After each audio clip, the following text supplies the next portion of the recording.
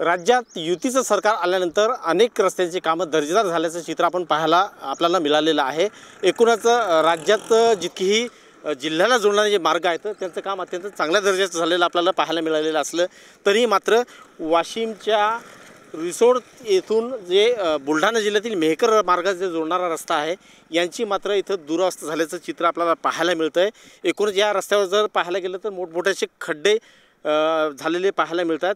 अक्षरशः इतर काळात तरी वाहन चालकांना काही त्रास जात नाही, मात्र पावसाळा आला की या रस्त्यावर वाहन चालकांना वाहन चालवताना मोठा त्रास सहन करावा लागतोय। एकूणच वाहन चालकांना या रस्त्यावरून जर वाहन चालवायचे तर मोठे अपघाती झाल्याचं चित्र आपल्याला पाहायला मिळालेलं आहे।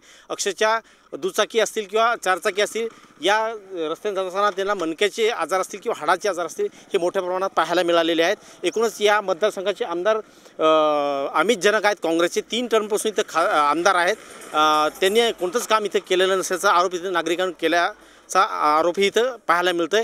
त्याच्या पलीकडे जाऊन संबंधित विभागाने या रस्त्याकडे दुर्लक्ष केल्याचं एकूण चित्र पाहायला मिळतंय। मनोज जयस्वाल, एबीपी माझा, वाशिम। एबीपी माझा, उघडा डोळे बघा नीट।